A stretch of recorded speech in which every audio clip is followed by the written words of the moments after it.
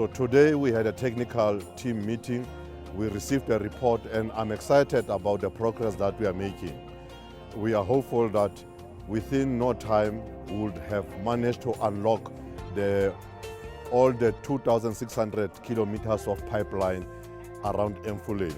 But with the capacity that ERVAT has brought and also the commitment to transfer the skills to Metsi-a-Lekwa, we think we can remain with the capacity to sustain the work of the intervention. First of all, Metsi-a-Lekwa and ERVAT. I've been driving around from ERVAT. Yesterday I was working around ERVAT in Small Farm, visiting some points where communities were calling me. I'm sure you know, when Tusong Taung calls and say, Reverend, there are spillages there and there. And then when I get there calling your members, the way they responded, I'm really impressed, Metsi-a-Lekwa and ERVAT. So I really want to say thank you very much. So the meeting was, in a nutshell, was positive, and it sort of set out what we need to do going forward, and who other stakeholders that were not here that still need to be brought into the party, so that we have one unified program that everybody can share into. We need to climatize our engineers into what we're doing. There is a TSC meeting, but it will be after COVID, the Technical Steering Committee meeting. This is now where all the departments that are involved, they come together, they sit and discuss the issues. So we can we'll also introduce you to that, together with the team that is on the ground that is meeting every Friday. Sorry, Chick, can I interject? Yes. We don't need to hold the TSC meeting until after COVID. We all have laptops and smartphones. We can Skype. Please listen. We said after COVID, the TSC. Yeah, but I don't agree with that, and I think I'm entitled to express my opinion. So I'm putting it to everyone. Why should managers, because it's only managers who sit at TSC, who have expensive laptops, who get lots of money paid for data, why can't they sit on TSC via Skype or anything? We don't have connectivity. Can we address that issue outside? According to our implementation protocol, we've got a TSC. But as you have observed, it doesn't sit regularly, number one. Number two, not all members attend it. It's usually rushed. It's supposed to be chaired by Kokta Province or MISA. They generally have stopped attending the meeting. So 9 out of 10 times or 8 out of 10 times is the department and DHSWS and ERVAT, and the discussions are rushed and so on. ELM needs to improve in attending. They don't attend, and they have to attend because they are beneficiaries.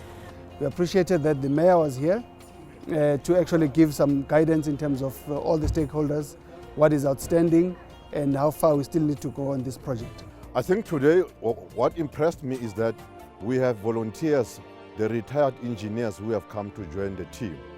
And we really want to believe that if this operation is coordinated from the minister's level, we'll be able actually to control, because there are local tensions and dynamics on the ground.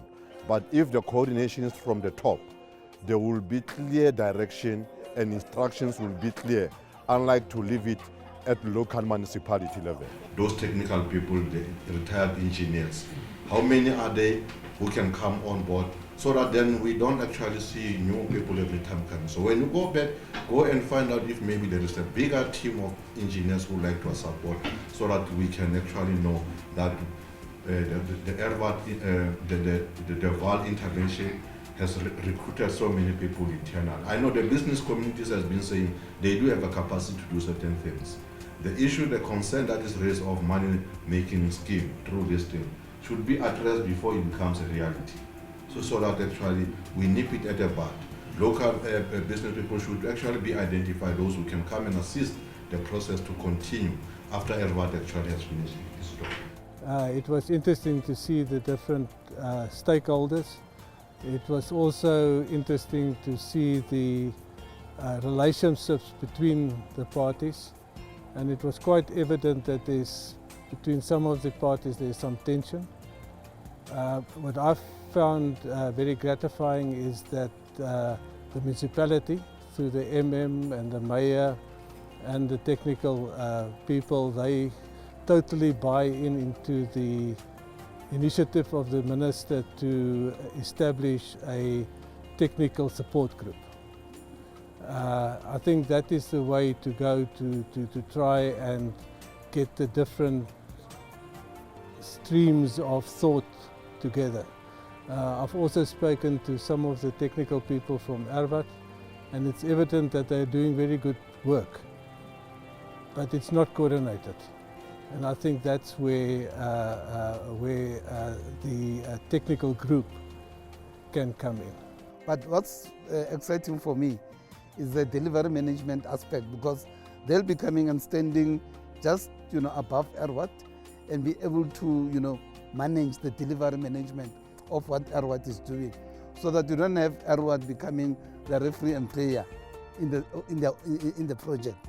So these engineers will be then coming into providing that technical expertise, so that even the reports that we get from Erwat, they are able to critically look at them and use their collective wisdom and experience of over the years.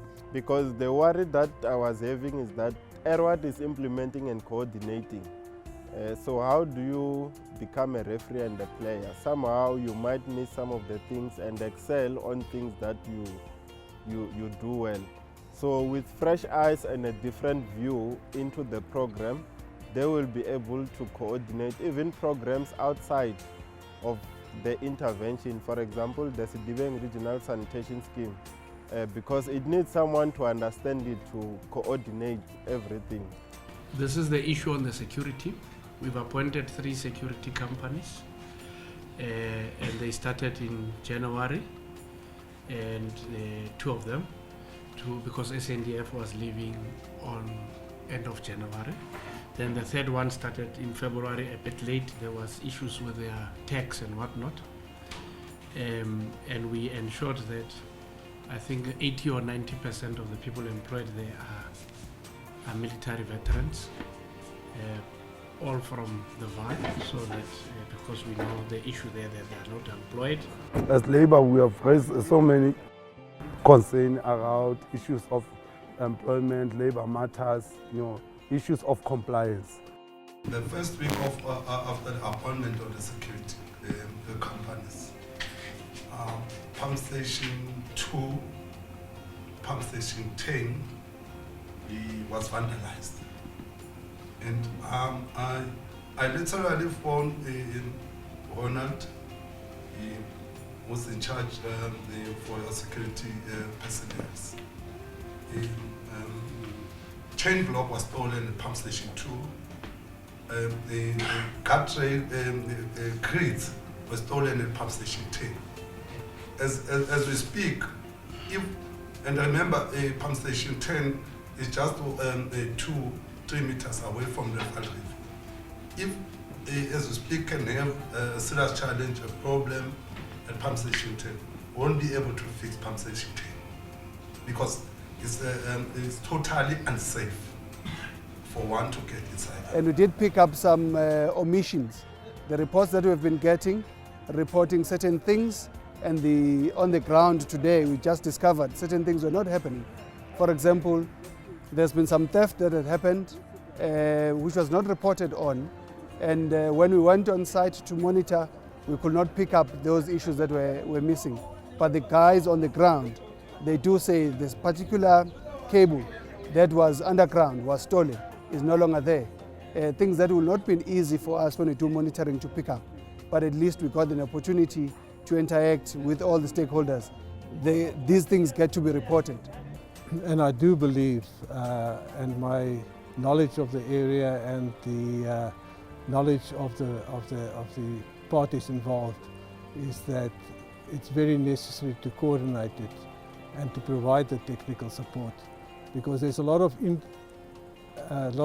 talk about all the associated issues like labour and processes and so on, but there wasn't much input with regard to technical stuff, talking about what to do, when to do it, how to monitor it. And then I also support the idea that what's done must be communicated. Currently now what's happening on the ground, it doesn't really get to the minister's office as is now. The amount of work ERWAT has already done, it hasn't been realized because there's a problem of communication between offices and offices.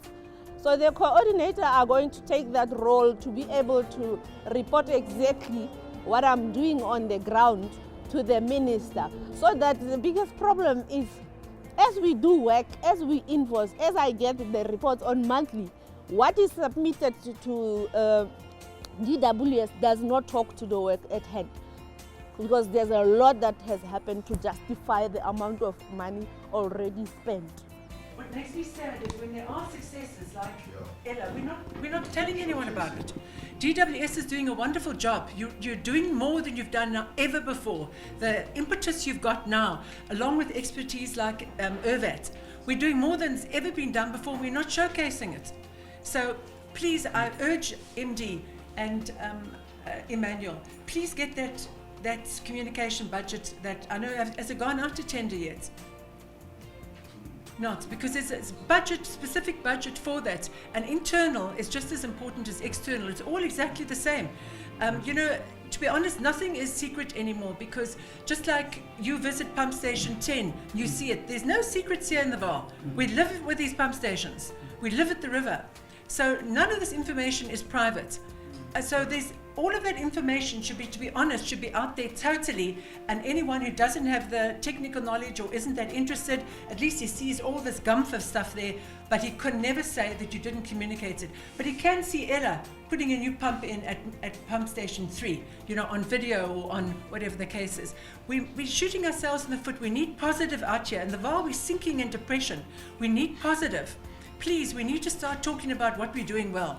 And I implore you, please, I just want to say, just get this out, just do it. I don't know how we can fast track a communication thing, but really, we are shooting ourselves in the foot. We honestly are, by not putting this out here. We don't have time. We have to solve this Vaal pollution within a space of 12 months. The minister has given us very tight deadlines that we do need to meet. So we appreciate all hands on deck. We do appreciate the METI staff and their efforts that they will put in. You know, this matter has been on the table for quite some time.